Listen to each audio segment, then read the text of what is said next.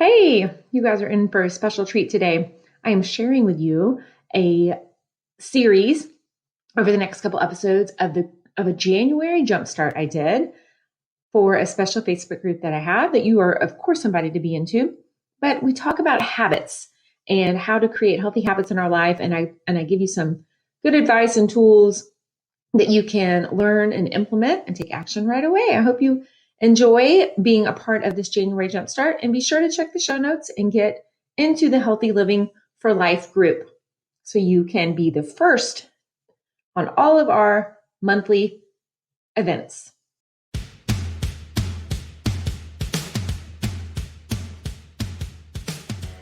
Welcome to the Midlife Wife Podcast, where we choose to rise with courage and successfully disrupt mediocrity to live insanely significant lives that light us up, while possibly still in our yoga pants with 3-day-old hair. Are you with me? Hey, I'm Katie Hallberg, top 20% realtor, turned real estate investor and broker, a top 6% network marketer, certified personal trainer, and lover of all things from the personal growth, nutrition, and health and wellness departments. I believe when we get out of our own way and let God show up, that's where the magic happens. I'm so grateful that you're here. Let's dig in to reviving your mind, body, and dreams. I have my own health journey, as I'm sure you all do. When I was in my mid to late 20s, I was married, but I did not yet have any kids, and I was 30 pounds overweight. I was taking heartburn medication, like an indigestion medication, like weekly after eating, because I would just eat. I always thought I could out-exercise my diet, and I was growing out of my clothes. And my husband would just say, get some bigger pants. And while it felt accepting and supportive at the time, there was a point I was like, dude, no more support on getting bigger pants. And I vowed to never do it again. I just needed to get healthier. I needed to lose the weight. Can anybody relate to this? Yeah. So through changing like how much food I was eating and the quality of food I was eating and drinking and just moderately exercising, I didn't do anything crazy. I lost the 30 pounds and I've kept it off for years, more than a decade. Yes. And it really got me interested in nutrition and wellness. And I was inspired. And so I learned more. And I had started leading people through a 30-day nutrition challenge 8 or 9 years ago, and was just so amazed at what I learned about nutrition. And then I became trained as a master wellness volunteer with Texas A&M University's AgriLife Extension Service. It just went and helped educate the general population about nutrition and food labels and, what to eat and how to cook. And I also became a certified personal trainer and just do it part-time as a substitute for a local outdoor group fitness company. And also as part of that, got certified in sports nutrition. So I read a lot, I learn a lot, I listen to great podcasts on nutrition and wellness. And it's just really important to me. My mother was not a well person and died at 56 because she couldn't get rid of some habits, right? Some drinking, smoking, eating. And over time, it's going to accumulate. It's going to accumulate. Whatever you do consistently adds up, and it's going to compound, and it will lead to disease, shorten your life. It's not even up for debate.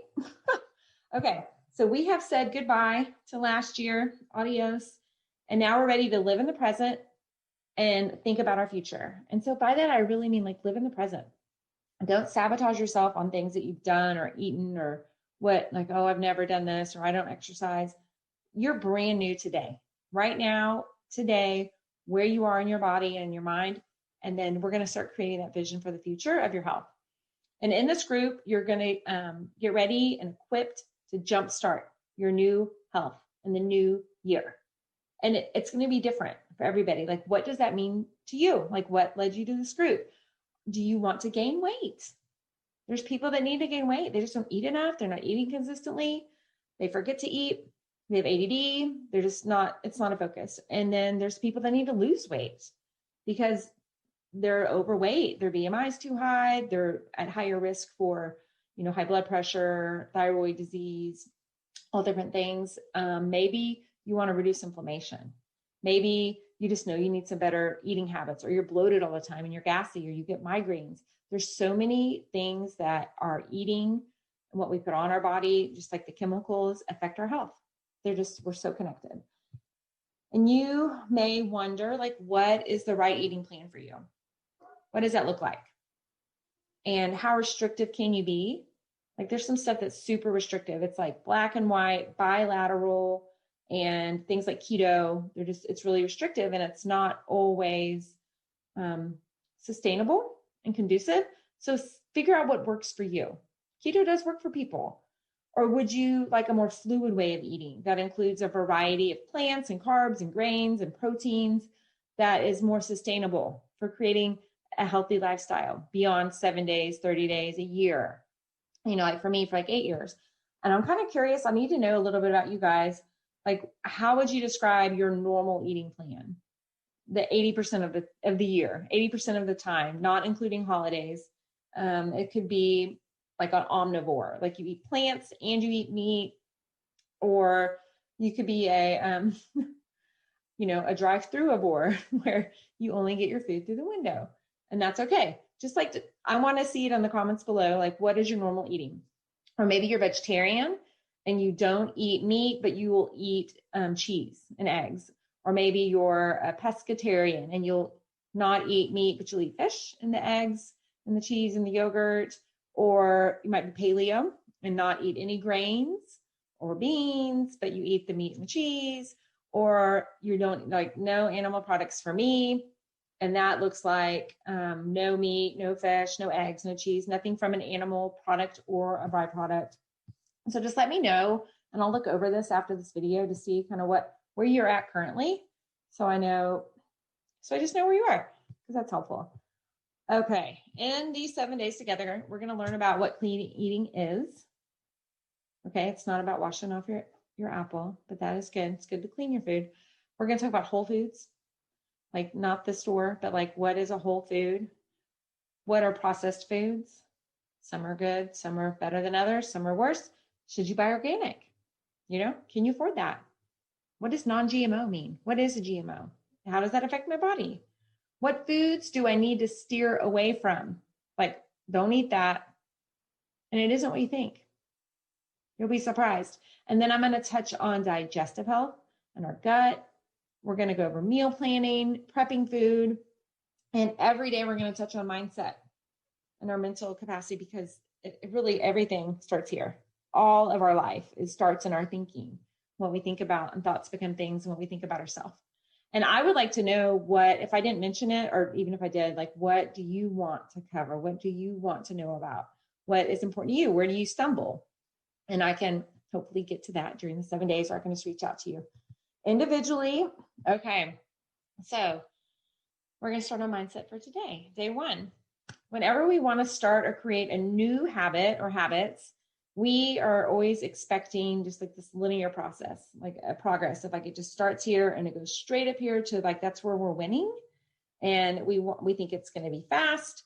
And, we expect the acorn, we're going to plant the seed in the ground, and we want to see sprouts and we want to see it grow. But that's not how it works. It is a curved line. So instead of this, it kind of goes down. You like my sound effects? It kind of goes down, right? And there's this little like section between the expected straight line and the belly of the curve. And that little thing is what James Clear, he's an author that wrote this great book called Atomic Habits. It's called the Valley of Disappointment. Anybody been in the valley? Like, I'm going to do this new thing. It's going to be great. XYZ is going to happen. It's going to happen fast. And you have this disappointment because the progress is slower than you expected. It takes more time than we expect. So just let's plant that seed now that yes, your health goals are going to take longer than our 7-day January jumpstart, or 14 days. Even for some people, 30 days. In the programs I coach, it takes a little bit longer for the people to start seeing fruit. But typically within 30 days, we have some like consistent habits forming some roots. So we have some roots, so it's not just going to blow in the wind. Okay. And then you are grounded and you know what you're doing. That's really good. To create some new habits, you've got to do a few things. You got to understand that if you're making a goal, you're going to do what it takes to get to the goal. Like if you're dedicated and you have this goal that you are going to weigh, like I did, 30 pounds less, or I'm going to fit into this size clothes, or I am going to run a 5K. I'm going to run a marathon. When you make a plan for a goal, when you hit the goal, what happens? You have no more intrinsic motivation to do anything else because you've already reached your goal, right?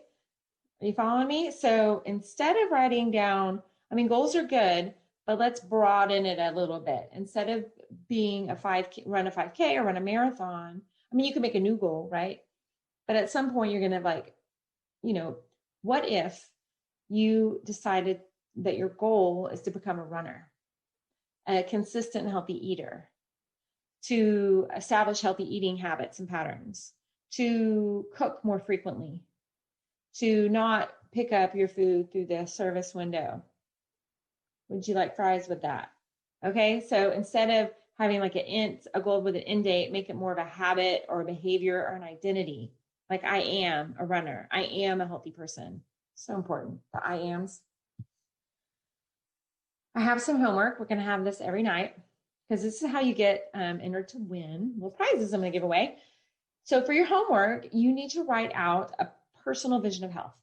Like, what does that look like for you? Like, imagine in your mind's eye, like, what does being healthier, what do I need to jumpstart? Like, what is it, a pant size?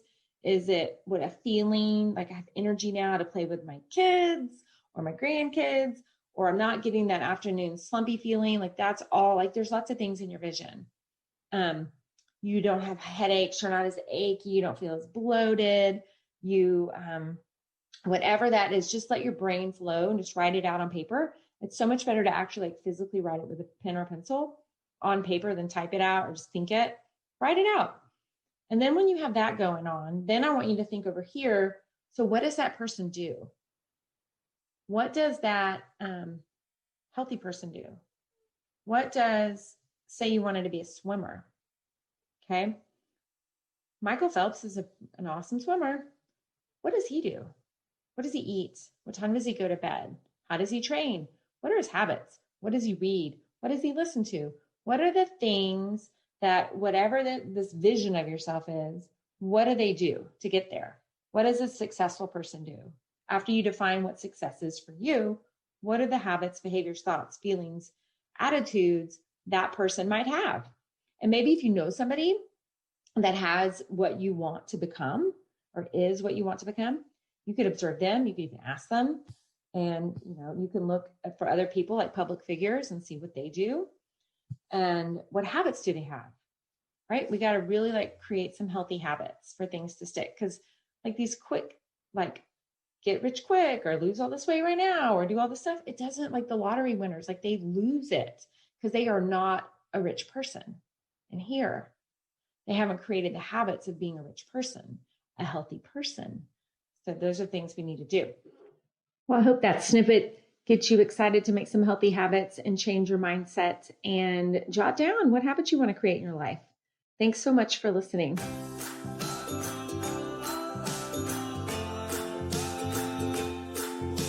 Now, before you go, if you found value in today's episode, if you connected with something or felt inspired in any way, pretty please take a screenshot for me and post it up in your Instagram and Facebook stories, and be sure to tag me, because together we can inspire, encourage, and empower others to live amazing intentional lives. Yes, we can. Let's do it.